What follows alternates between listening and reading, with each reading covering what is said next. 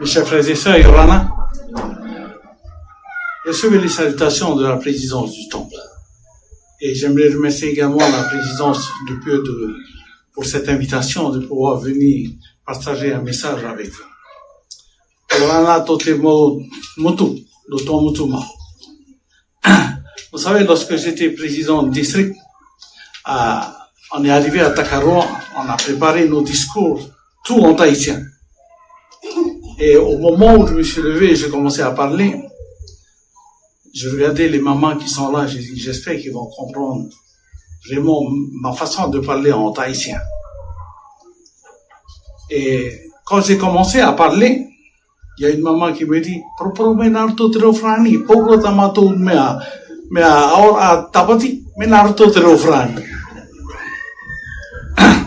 effectivement, les Pomotos parlent bien le français. Merci beaucoup. Alors aujourd'hui, j'aimerais parler des alliances. J'aimerais d'abord remercier tous ceux qui ont précédé avant moi d'avoir parlé du temple.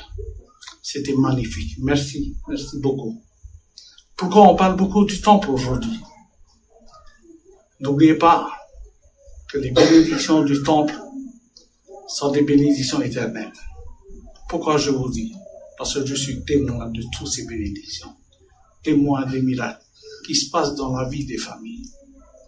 Aujourd'hui, nous avons entendu le président Shinayo qui parlait de la progression d'évolution au niveau des missionnaires. Plusieurs champs de mission seront créés grâce à la foi des membres. Mais je voudrais vous dire également que peut-être un jour, nous aurons d'autres temples ici à Tahiti. Pourquoi je dis ça? J'aimerais vous dire que au niveau de la fréquence, au niveau du temple, a beaucoup augmenté par rapport aux autres années.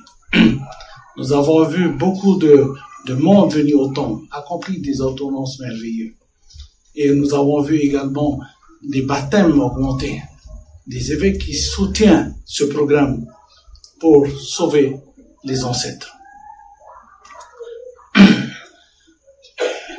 Concernant les alliances, tout le monde a fait des alliances. La toute première, c'est celui du baptême. Lorsque nous avons été baptisés, la première fois, nous avons contracté l'alliance avec le Sauveur de porter son nom. Non seulement de porter son nom, mais de le représenter partout où nous nous déplacerons, dans toutes les villes, les pays où nous y allons, nous représentons le Seigneur. Nous ne sommes pas seulement membres de l'Église que le dimanche. Nous sommes membres de l'Église chaque jour de notre vie. Parce que nous avons fait alliance avec le Sauveur. Ce qui est lié sur terre est lié dans les cieux.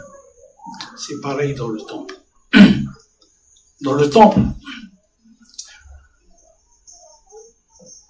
nous avons fait alliance avec le Sauveur de respecter les lois, les 5 lois qui sont importantes pour chacun de nous. La toute première, c'est la loi de l'obéissance. Le deuxième, c'est la loi de l'évangile. Le troisième, c'est le service. Le quatrième, c'est la loi de chasteté. Et la toute dernière, c'est la loi de consécration. Et toutes ces lois que nous avons contractées dans le temps font partie de notre vie, de notre vie de tous les jours. Pourquoi? Tous les appels que nous avons dans l'Église, que ce soit dans les paroisses, que ce soit dans la mission, que ce soit dans le temps, dans les districts, fait partie de cette alliance qui est la loi d'obéissance. Nous avons fait alliance d'obéir à Dieu et à son Fils Jésus-Christ. Quand on parle de l'évangile, nous avons entendu le président Shinayu qui a dit combien sont nombreux les jeunes qui partent en mission parce qu'ils ont obéi à la loi de l'évangile. d'aller et de propager son évangile. Lorsqu'on parle de sacrifice, loi du sacrifice, lorsqu'on va visiter nos membres, le service pastoral fait partie de ces alliances. Lorsqu'on parle de loi de chasteté, c'est de rester fidèle à nos époux, à nos épouses, et de vivre toutes ces lois pour que la famille puisse rester unie pour toute la vie et pour toute l'éternité. La loi de consécration, c'est vrai, c'est ce que nous vivons également. C'est ce que nous essayons de donner. Donnez ce que vous avez. Ne donnez pas ce que les autres ont. Donnez ce que vous avez, ce que vous pouvez partager. On commence déjà, petit à petit. Si nous vivons ces lois, le Seigneur a promis des bénédictions. Vous savez, j'aimerais inviter toutes les familles, dans vos soirées familiales, de parler de la section 132. Dans la section 132, on parle des alliances. Et tout particulièrement celui 132, le verset 19 à 21. Pourquoi je vous parle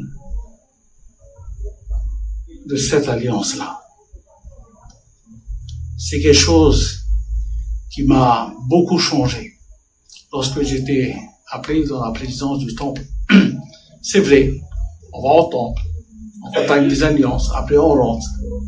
Mais on ne prend pas le temps de méditer et de comprendre l'importance de ces alliances.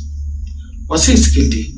Et de plus en vérité, je te le dis, si un homme épouse une femme, par ma parole, qui est ma loi, et par la nouvelle alliance éternelle, et que leur union est scellée par le Saint-Esprit de promesse, par celui qui est oint. On a parlé de scellement. On a parlé de scellement. Pourquoi nous allons au temple et être scellés avec la personne que nous aimons? Parce que c'est avec cette personne que nous devons vivre éternellement. Quelle que soit la situation dans la vie, souvenez-vous de ce scellement que vous avez eu. Vous n'avez pas été oint par n'importe qui. Vous avez été oint par celui qui a le pouvoir de vous sceller pour le temps et pour toute l'éternité. Et il dit également, vous vous lèverez dans la première résurrection. C'est une des promesses. Vous vous lèverez dans la première résurrection. Et si c'est après la première résurrection, dans la résurrection suivante. C'est pas merveilleux? Nous allons tous ressusciter. Et voici l'héritage qu'il a promis à tous ses enfants. Et hériterez des trônes, des royaumes, des principautés, des puissances, des dominations, toutes les hauteurs et profondeurs. Alors il sera écrit dans le livre de la vie de l'agneau qu'il ne commettra pas de meurtre pour répandre le sang innocent. Et s'il demeure dans mon alliance, il vivra éternellement. Et plus loin encore, il a continué à dire, et ils passeront devant les anges et les dieux qui sont placés là vers leur exaltation et leur gloire est en toutes choses comme cela a été scellé sur leur tête, laquelle gloire sera une plénitude et une continuation dans les postérités pour toujours et à jamais. Vous deviendrez des dieux et des déesses. Voilà la plus grande promesse qu'il a dit. Il n'a jamais dit que vous serez riches dans cette vie. Que vous aurez une belle maison. Il a juste dit, après cette vie, voilà ce qu'il a promis. Vous deviendrez des dieux et des déesses. Vous hériterez des trônes, des principautés, des pouvoirs, des dominations sur toutes choses. Et les anges vous seront soumis. et d'autres dieux vous respecteront. Voilà la promesse qu'il a prévue pour tous ses enfants. S'il vous plaît,